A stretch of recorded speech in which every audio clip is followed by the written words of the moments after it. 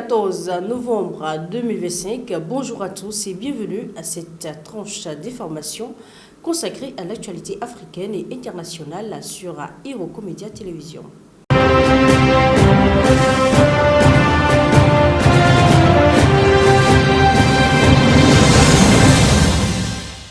Nous démarrons cette session avec le Mali où on observe une recrudescence d'enlèvement d'étrangers par des djihadistes. Le Mali enregistre un nouveau record inédit d'enlèvement d'étrangers par des groupes djihadistes.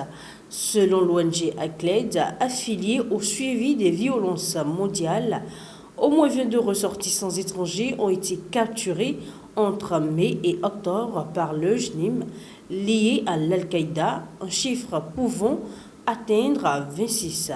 C'est près du double du précédent record de 2022. Les victimes chinoises, indiennes, égyptiennes, émiraties, iraniennes, serbes ou croates ont été enlevées principalement sur des sites miniers et industriels du sud du pays. Certaines libérations ont eu lieu, mais le manque d'informations fiables entretient un flou, notamment concernant les otages asiatiques.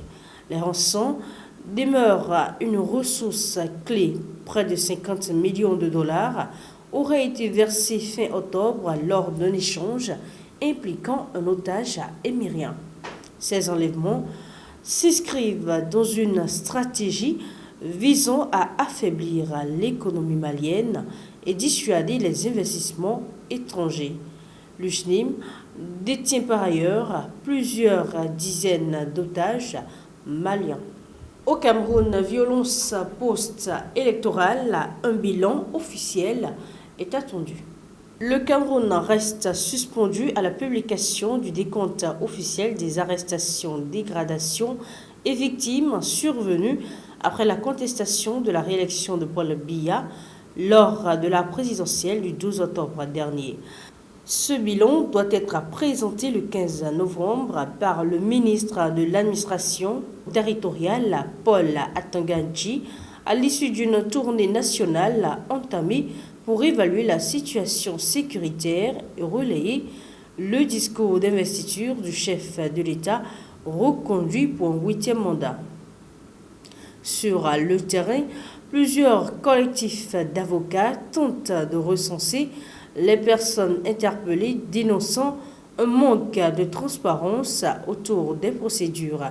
Ils pointent notamment l'usage massif de la garde à vue administrative et le recours aux tribunaux militaires qu'ils considèrent comme un détournement de la justice ordinaire.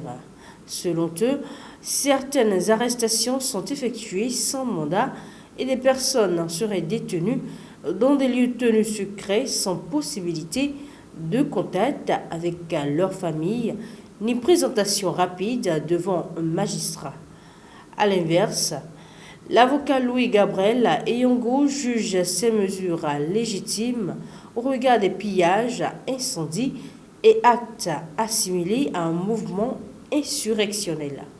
Les avocats demandent désormais la publication urgente des registres de garde à vue afin de localiser et assister les détenus. On reste toujours en Afrique de l'Est et cette fois-ci en République démocratique du Congo. Tension à l'est du pays et négociations pour la paix.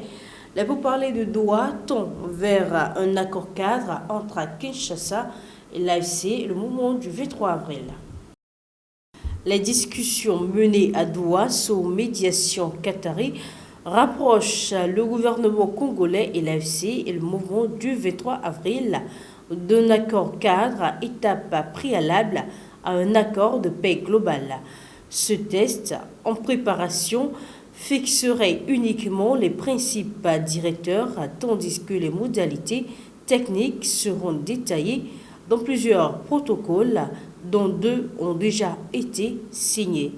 Le projet prévoit une restauration progressive de l'autorité de l'État, des arrangements sécuritaires transitoires pour protéger les civils, ainsi que la déclaration d'un état d'urgence humanitaire accompagné d'un programme de reconstruction.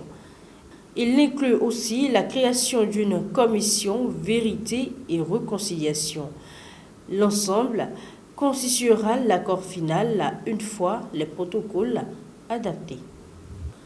Direction du Moyen-Orient, à présent en Israël, l'État annonce fermer la radio de l'armée.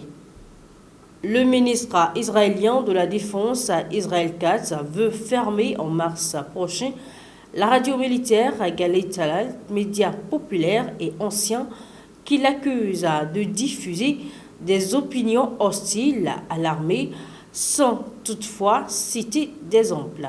Cette décision a provoqué une forte indignation dans la presse, l'opposition au sein même de la radio, dont le directeur dénonce une atteinte grave à la liberté de la presse. Galei Tzahal, financée par l'État, mais éditorialement indépendante comme le groupe public Cannes, devient ainsi une nouvelle cible du gouvernement Netanyahou, déjà critiqué pour ses dérives illibérales avant les législatives à venir. Ce sera tout pour cette première partie de l'actualité du jour. Merci de nous avoir suivis. Portez-vous bien.